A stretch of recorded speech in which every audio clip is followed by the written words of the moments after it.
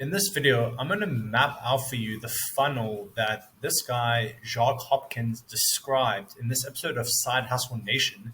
And essentially, this guy, he sold a piano course, or he is still selling a piano course. And he initially started with paid traffic. He was doing a lot of paid traffic at the start. And he said he eventually cut out all the paid traffic and he focuses just on organic. And now he still makes about ten to $30,000 a month. He said pretty consistently with his course. So what I'm going to do is map out this funnel because for me there was some interesting principles that I can take away for some of the clients I'm working with, and just for myself if I ever decide to sell a course.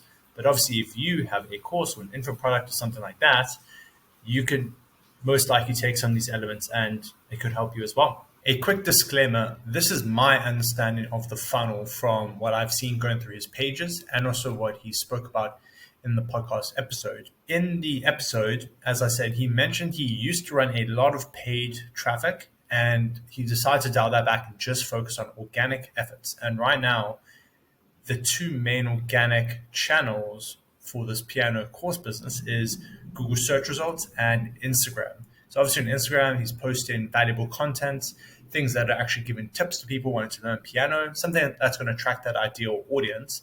And same with Google search results. He's managed to get ranked for some keywords that are very relevant to what he's doing. Things like piano lessons, learn piano fast, things like that. And there are multiple pages on the website.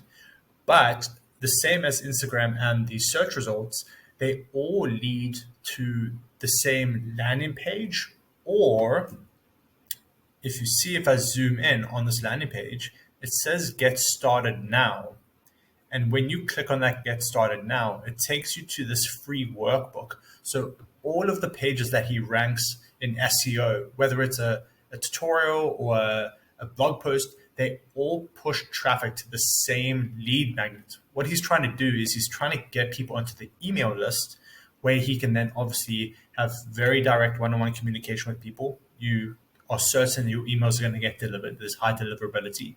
And then you can push people towards the actual landing page, the actual sales page for the product. One thing that's interesting to note is you can always get to the sales page. Right over there on the main website, there is an enroll button. And if someone is ready to buy right away, you can go straight to the sales page. You can see the sales page is like here. I took a full page screenshot of it. Really good. Lots of social proof, lots of testimonials. It's actually pretty simple in regards to what you could do with a sales page. But he does something very interesting in the email sequence that I'm going to talk about, in that there's a limited time offer in that email sequence. And I'm going to talk about that in a little bit. One thing that he did I thought was really interesting and is really helpful if you want to get market research and have a better understanding of the language your clients use, the pain points, things like that, is right after they opt in for the free workbook, which he says the workbook is actually just a text and image version of the first couple of lessons in his paid course. So that's quite interesting in that he took his paid course, he's already created the content, and that's videos, and he converted it into a more simplified text and image version, just the first couple of lessons. And that's when he turned into a lead magnet, which is really smart. Because I've heard about people giving away their, say, first episode of something as a free lead magnet. But what he does after you opt in, you can see here it says already the workbook's on its way. So you've opted in, you've already got the email address. But he says, like, hey, if you've got a minute, can you quickly fill out a survey? And this is really smart in my opinion, because he asks questions about, are you male, are you female, what's your biggest reason that you don't know how to play piano? He was asking questions also, do you currently own a piano, things like that. And that's really helpful for your content and your marketing, because he can then say, if he knows his audience is mostly male or mostly female, he can say, hey, are you a man who's busy all the time at work and you get home, you don't have a lot of spare time? Because these are the pain points they've mentioned, for example. He can really hit on that in his copy and his marketing. And also he asks questions around like payment things, because this might be an objection, for example. So that's quite smart. He turns that all into objection handling, I imagine, in the long run. Now I'm going to talk about the email sequence. And this is the meat of his funnel, it seems. And I thought it was really interesting because of how simple it is, firstly. And he said he's been using this exact same email sequence and funnel for years now, and he's been getting these results for years now with very minimal update, he says. And I'm likely going to use a lot of these elements with one of my clients who we just launched one of their info products. And I thought, this is amazing. We can definitely implement some of these things because of how low maintenance it is. What he does for the email sequence is, as I said, when a person opts in for the workbook, they get put into a 12-day email sequence. And it's following loosely the framework of a guy named Jeff Walker, who wrote a book called The Product Launch Formula. I've actually read this book before, and it was really cool to hear that the person on the podcast spoke about it.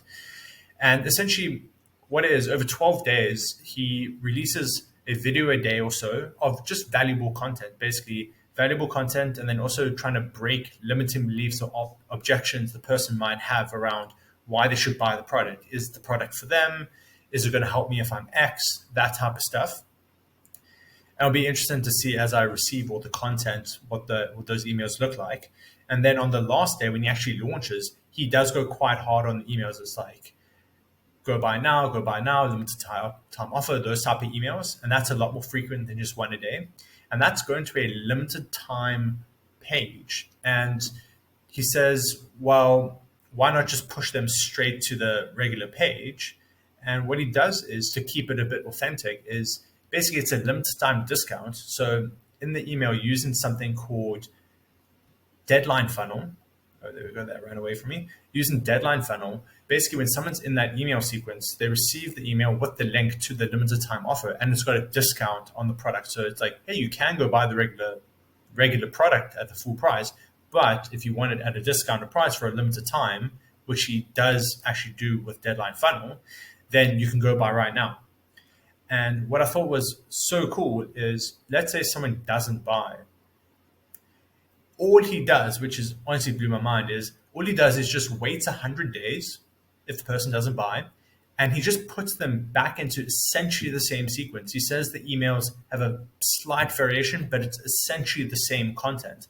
And he just hits them again with that same email sequence. And again, it goes to the same limited offer sales page.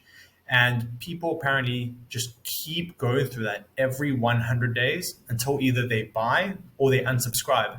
And I thought that was a really cool approach, because I know for me, I sometimes feel a bit like about selling people kind of over and over.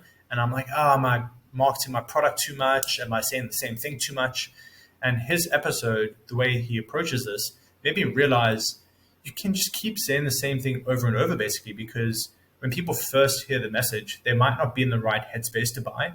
And then maybe something happens in 3 months' time, i.e. 100 days, that now they're ready to buy. They really got that urge again to want to learn. And the timing just might be right. And the message just hits a little bit different than the first time. And because also people get so much content thrown in their face all the time, that if you say basically the same thing, people have forgotten what you said the first time. They're just going to read it again like, oh, that sounds interesting. And they're going to either buy or just go to the next email, or they unsubscribe. And I thought that was a really, really cool approach.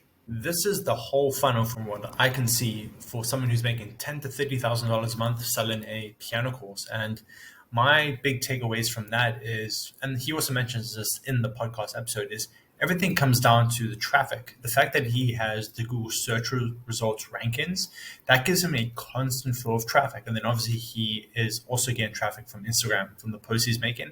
And again, they're just driving all of that traffic to essentially one or two locations, but then those locations are still all going to the same spot. He's just trying to push people towards the email list, because that's what they found is their highest performing channel, and also the lowest maintenance, because you can just keep putting people through that same cycle over and over and over. So that's a really interesting takeaway for me. And it makes me think a lot about, well, if I'm going to create a product in the future, which I would like to do that at some point because I have all these skills and everything, the question is, out of the gate, what channel can I find that's going to get me traffic from the get-go? And Google search results could be that. So ranking for some SEO keywords or some type of search term that has a buyer intent, and pushing that traffic to a landing page. And this is the same approach I've read about many SaaS entrepreneurs taking. So people wanting to build quote unquote micro SaaSes, making a couple of $1,000s a month.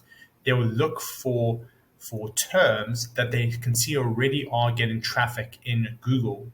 And they'll say, do I think I can rank for this keyword, and then essentially drive all that traffic towards the landing page, and then you've got your channel from the get-go without having to constantly create content. So that was some interesting takeaways, and I hope you found this useful as well.